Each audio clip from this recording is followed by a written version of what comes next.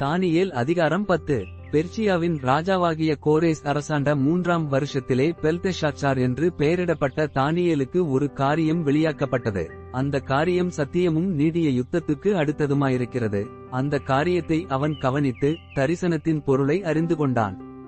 அந்த நாட்களில் தானியேலாகிய நான் 3 வாரம் முழுவதும் துக்கித்துக் கொண்டிருந்தேன். அந்த 3 வாரங்களாகிய நாட்கள் நிறைவேறு மட்டும் ருசிகரமான அப்பத்தை நான் புசிக்கவும் இல்லை, இறைச்சியும் திராட்சரசமும் என் வாய்க்குள் போகவும் இல்லை, நான் பரிமளதைலம் பூசிக்கொள்ளவும் இல்லை.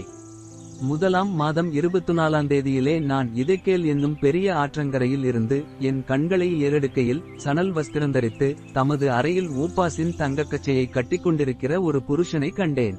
அவருடைய சரீரம் படிகப்பச்சையைப் போலவும், அவருடைய முகம் மின்னலின் பிரகாசத்தைப் போலவும், அவருடைய கண்கள் எரிகிற தீபங்களைப் போலவும், அவருடைய புயங்களும் அவருடைய கால்களும் துலக்கப்பட்ட வெண்கல நிறத்தைப் போலவும், அவருடைய வார்த்தைகளின் சத்தம் ஜனக்கூட்டத்தின் ஆரவாரத்தைப் போலவும் இருந்தது.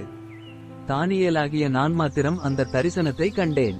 என்னோடே இருந்த மனுஷரோ அந்த தரிசனத்தை காணவில்லை. அவர்கள் மிகவும் நடுநடுங்கி ஓடி ஒளித்துக் கொண்டார்கள். நான் தனித்துவிடப்பட்டு அந்த பெரிய தரிசனத்தை கண்டேன். என் பெலனெல்லாம் போயிற்று, என் உருவம் மாறி வாடிப்போயிற்று, திடனற்று போனேன். அவருடைய வார்த்தைகளின் சத்தத்தை கேட்டேன். அவருடைய வார்த்தைகளின் சத்தத்தை நான் கேட்கும்போது நான் முகங்கவிழ்ந்து நித்திரை போகிறவனாய் தரையிலே முகங்குப்புற விழுந்து கிடந்தேன்.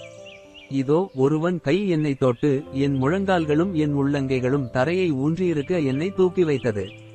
அவன் என்னை நோக்கி, பிரியமான புருஷனாகிய தானியேலே, நான் இப்போது உன்னிடத்திற்கு அனுப்பப்பட்டு வந்தேன். ஆதலால் நான் உனக்கு சொல்லும் வார்த்தைகளின் பேரில் நீ கவனமாயிருந்து கால் ஊன்றி நில் என்றான். இந்த வார்த்தையை அவன் என்னிடத்தில் சொல்லுகையில் நடுக்கத்தோடே எழுந்து நின்றேன். அப்பொழுது அவன் என்னை நோக்கி, தானியேலே, பயப்படாதே. நீ அறிவை அடைகிறதற்கும் உன்னை உன்னுடைய தேவனுக்கு முன்பாக சிறுமைப்படுத்துகிறதற்கும் உன் மனதை செலுத்தின முதல் நாள் துவக்கி உன் வார்த்தைகள் கேட்கப்பட்டது. உன் வார்த்தைகளின் நிமித்தம் நான் வந்தேன். பெர்சியா ராஜ்யத்தின் அதிபதி 21 நாள் மட்டும் என்னோடு எதிர்த்து நின்றான். ஆனாலும் பிரதான அதிபதிகளில் ஒருவனாகிய மிகாவேல் எனக்கு உதவியாக வந்தான். ஆதலால் நான் அங்கே பெர்சியாவின் ராஜாக்களிடத்தில் தரித்திருந்தேன். இப்போதும் கடைசி நாட்களில் உன் ஜனங்களுக்கு சம்பவிப்பதை உனக்கு தெரியப்பண்ணும்படிக்கு வந்தேன். இந்த தரிசனம் நிறைவேற இன்னும் நாள் செல்லும் என்றான். அவன் இந்த வார்த்தைகளை என்னோடே சொல்லுகையில் நான் தலைகவிழ்ந்து தரையை நோக்கி பேச்சற்று போனேன். அப்பொழுது மனுபுத்திரரின் சாயலாகிய ஒருவன் என் உதடுகளை தொட்டான். உடனே நான் என் வாயை திறந்து பேசி எனக்கு எதிரே நின்றவனை நோக்கி, என் ஆண்டவனே, தரிசனத்தினால் என் மூட்டுகள் புரண்டன, பெலனற்று போனேன். ஆகையால் என் ஆண்டவனுடைய அடியேன் என் ஆண்டவனோடே பேசக்கூடுவதெப்படி? இனி என்னில் பெலனில்லை, என்னில் மூச்சுமில்லை என்றேன். அப்பொழுது மனுஷ ரூபமான ஒருவன் திரும்ப என்னை தொட்டு என்னை திடப்படுத்தி, பிரியமான புருஷனே, பயப்படாதே, உனக்கு சமாதானமுண்டாவதாக, திடங்கொள் திடங்கொள் என்றான்.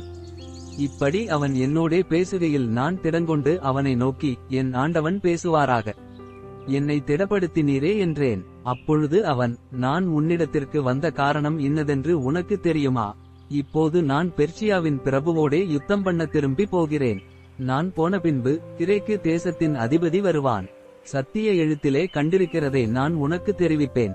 உங்கள் அதிபதியாகிய மிகாவேலை தவிர என்னோடே கூட அவர்களுக்கு விரோதமாய் பலங்கொள்ளுகிற வேறொருவரும் இல்லை.